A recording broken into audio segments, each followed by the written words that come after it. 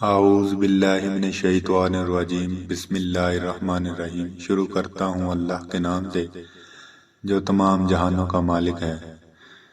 پچھلی قوموں پر عذاب کیوں آیا؟ حضرت لوط علیہ السلام کی قوم پر اس وجہ سے عذاب آیا کہ وہ لوگ اپنی نفسانی خواہشات کو غلط طریقے سے پورا کرنے کی کوشش کیا کرتے تھے، اور آج ہمارے معاشرے میں اس چیز کو سپورٹ کیا جا رہا ہے۔ فرعونیوں پر اس لیے عذاب آیا کہ وہ لوگ اپنی باتوں سے پھر جایا کرتے تھے۔ عذاب آتا تو کہتے ہم امان لے آئیں گے، آپ دعا کریں کہ عذاب ٹل جائے، لیکن جب عذاب ٹل جاتا تو مکر جاتے اور وعدہ خلافی کرتے تھے۔ ذرا غور کریں تو آج دنیا میں کیا ہو رہا ہے۔ ہر کوئی اپنی بات کہہ کے مکر جاتا ہے، جھوٹ بولنے کو بہت ہی عام سمجھ لیا ہے، وعدہ توڑنے کو تو عام سمجھ لیا ہے۔ دن میں نہ جانے کتنی بار جھوٹ بول دیتے ہیں، جبکہ جانتے ہیں کہ جھوٹ چھوٹا ہو یا بڑا، جھوٹ جھوٹ ہی ہوتا ہے، لیکن نہیں سمجھتے۔ حضرت شعیب علیہ السلام کی قوم پر عذاب اس لیے آیا کہ وہ لوگ ناپ تول میں کمی کیا کرتے تھے۔ آج کیا تاجر یہ کام نہیں کر رہے؟ ہر چیز میں تو ملاوٹ کی جا رہی ہے۔ کیا یہ صحیح ہے کہ اللہ کی پیدا کی گئی خالص چیزوں میں ملاوٹ کی جائے اور خراب چیزوں کو صحیح بتا کر بیچا جائے؟ حضرت نوح علیہ السلام کی قوم پر ان کی سرکشی کی وجہ سے عذاب آیا۔ حضرت نوح علیہ السلام نے 950 سال تک انہیں دعوت دیتے رہے، مگر وہ باز نہ آئے اور پانی کے سخت عذاب نے انہیں آ گھیرا اور پوری قوم ہلاک ہو گئی۔ قوم عاد کا بھی یہی حال تھا، پانی کے عذاب کو بھول کر وہ بھی سرکش ہو گئے۔ حضرت ہود علیہ السلام کے لاکھ سمجھانے کے باوجود سرکشی پر اڑے رہے، اور پھر اللہ نے سخت آندھی کا عذاب ان پر بھیجا جس سے وہ ساری قوم ہلاک ہو گئی۔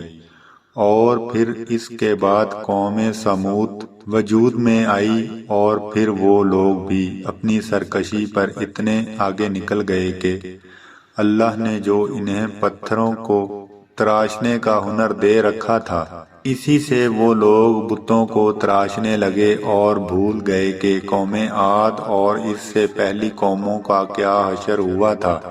حضرت صالح کی دعوت پر وہ انہیں بھی باقیوں کی طرح دیوانہ پکارنے لگے، اور پھر یہ مطالبہ کرنے لگے کہ پہاڑ میں سے حاملہ اونٹنی نکال لاؤ، اور جب انہوں نے اللہ کے حکم سے ان کے مطالبے کو پورا کیا، تب انہوں نے ہٹ درمی سے اس اونٹنی کو قتل کر ڈالا اور سرکشی پر اڑے رہے۔ حضرت صالح علیہ السلام ان کی اس حرکت پر بہت افسردہ ہو گئے، اور انہوں نے کہا فائدہ اٹھا لو اپنے گھروں میں 3 دن، یہ وعدہ جھوٹا نہ ہوگا۔ سورہ ہود آیت نمبر 65۔ حتیٰ کہ وہ لوگ تو حضرت صالح علیہ السلام اور ان کے اہل و عیال کو قتل کرنے کے منصوبے بنانے لگے، لیکن اللہ نے ان کی حفاظت کی، کیونکہ اللہ اپنے نیک بندوں کو اکیلا نہیں چھوڑتا۔ حضرت صالح علیہ السلام کی بات سچ نکلی، اور تیسرے دن کی صبح انہیں ایک سخت عذاب نے آ گھیرا اور پوری قوم ہلاک ہو گئی۔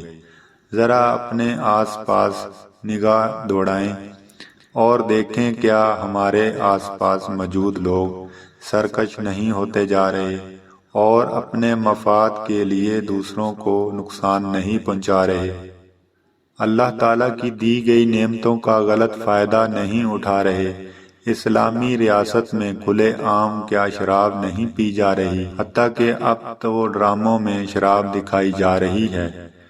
شارٹ فلمز دیکھ لیں، ان میں آپ کو صاف گھروں میں شراب کی بوتلیں رکھی ہوئی دکھائی دیں گی۔ ان سب کو فیشن سمجھ لیا گیا ہے۔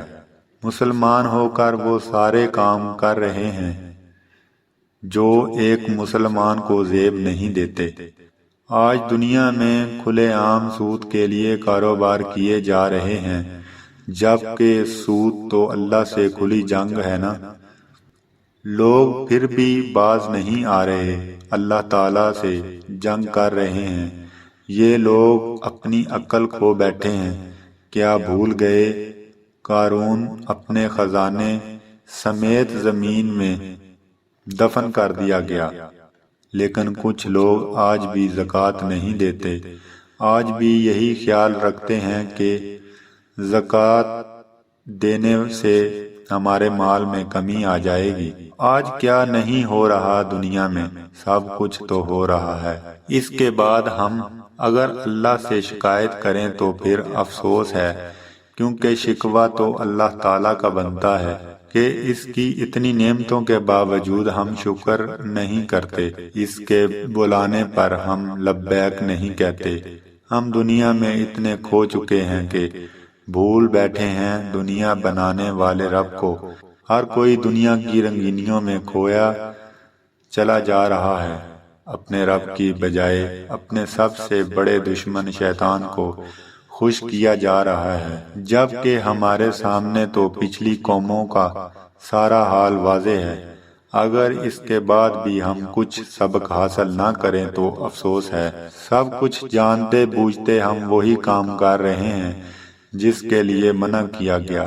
کیا لوگ بھول گئے ہیں کہ ایک قوم ایسی بھی گزری ہے جن کو راتوں رات بندروں میں تبدیل کر دیا گیا ہے؟ ہم پر تو اللہ کا کرم ہے اور ہمارے پیارے نبی صلی اللہ علیہ وآلہ وسلم کی مہربانی ہے کہ انہوں نے اللہ سے کہا کہ اے اللہ میری امت کی شکلیں تبدیل نہ کرنا، ورنہ سوچیں آج ہم کیا نہیں کر رہے۔